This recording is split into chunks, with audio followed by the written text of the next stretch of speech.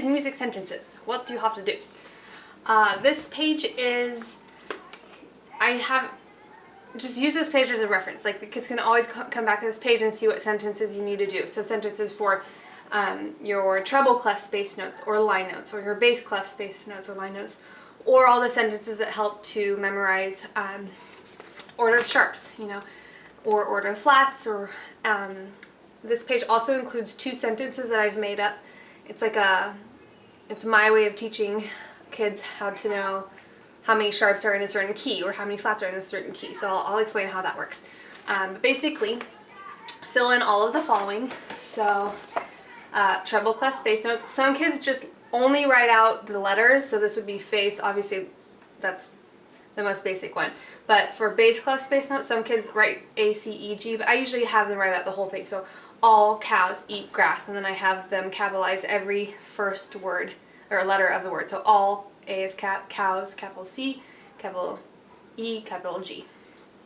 Treble clef line notes. If you click the answer tab, you'll see my favorites, which is my favorites: elephants go bowling down freeways. But you can obviously, there's a lot of options for that one. Elvis's guitar broke down Friday. Eat gummy bears down fast.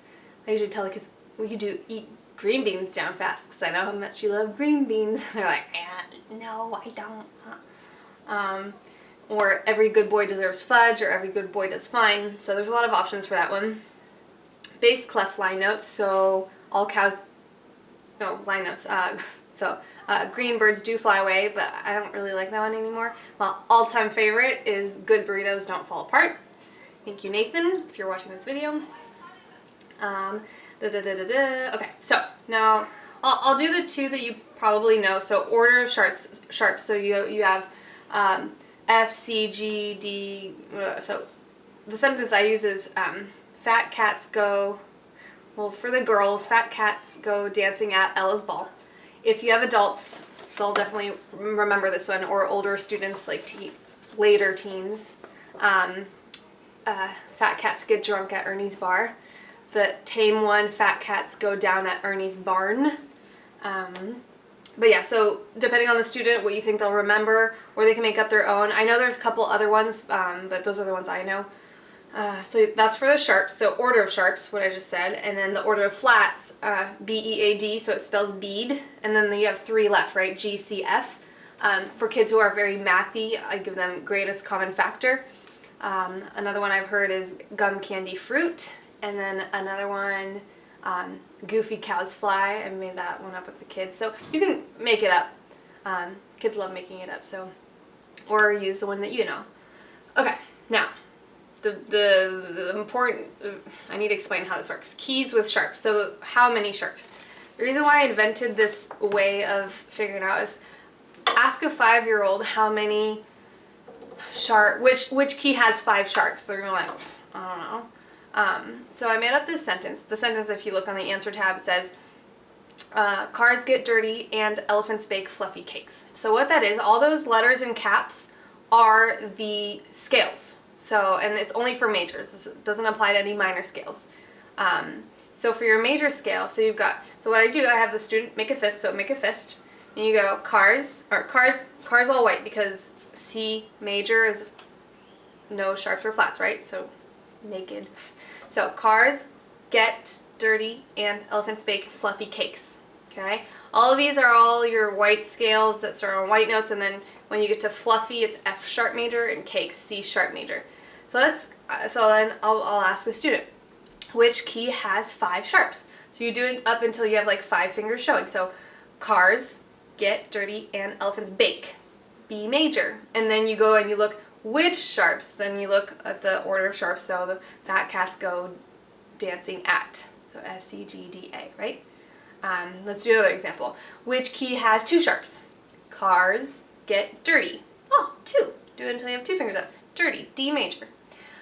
You can do the other way around. So you just tell them, okay, how many sharps does A major have? So then they do it until they find the word that has that starts with A. So cars get dirty and 3 sharps. Which 3? F, C, G. Okay, so that's for your sharps, and then I made up a sentence for your flats. You have 2 different kinds. You've got cute fuzzy bunnies, explore and discover green cabbage, or cute fluffy bunnies, or cute fuzzy bears, explore and discover great caves, or gray caves, whatever you want to do. Obviously cute, C is like no sharps or flats. Fluffy, F major, no sharps or flats. But as soon as you get to cute fluffy bears, as soon as you get to B, you start adding a little flat next to it because it's B flat major, E flat major, A flat major, D flat major, etc. So let's do the example. How many flats does D flat major have? Cute, fluffy, bunnies, explore, and discover. 5 flats. And then you ask the kid which flats, and then they see bead, B-E-A-D, and then G. They can look on their sentences. Let's do the opposite. How many flats does B flat major have? So you have to do it until you get to a word that starts with B. Cute, fluffy bunnies. 2 flats, B-E. So hopefully that makes sense. When I'm doing scales with kids and they're like, how many flats? I'm like, okay, do your sentence. If they know it's a sharp sentence, they know the key has a sharp, I'll just say cute, or cars, and they'll know cars get dirty, and then they know that's the sharp sentence. And if it's flats, cute, and they'll say cute fuzzy bunnies, and they'll count, and they'll figure it out. Hopefully that all makes sense. I know that's a lot to process, but it works really well with young kids. You guys probably know the real way, which is what I learned in college. Figuring out a key with sharps. You know your order of sharps.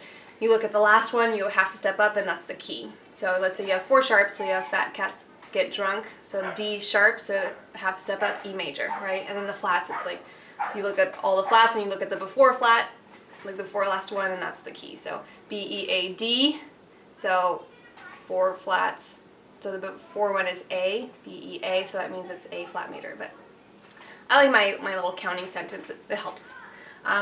Okay, and then the rest of the page, flashcards. I always do flashcards when I first meet a kid or a student, and I do all the flashcards. So I'll draw the treble clef, and I'll do from C all the way to here, C to C, and then bass clef C all the way to low C. Because obviously everything else you can, put the octave sign, or you could do low B. I just start with they're not going to use very many notes higher or lower than these guys. And then, so treble clef notes, same thing for bass clef. So if they know them and you've done them and they're good, they get to color in that. And then key signature with sharps. On my flashcards, I'll do all the key signatures. So I'll have a blank staff, and on the back I write C major / A minor. I'll do another one, you do your staff, put your sharp sign, and 1 sharp, and you do G major, E minor, etc. So you do it for all the sharp keys, and same thing for flats. Obviously C is already done, so then you would go put your staff, draw in a flat, and on the back F major / D minor, and you can keep going. So then that's just part of the flashcards. Again, on the back of the book there's the time chart, so feel free to time them with their flashcards. They love it and they get really, really good at it. So yeah, I think that's it for that page. That's a lot.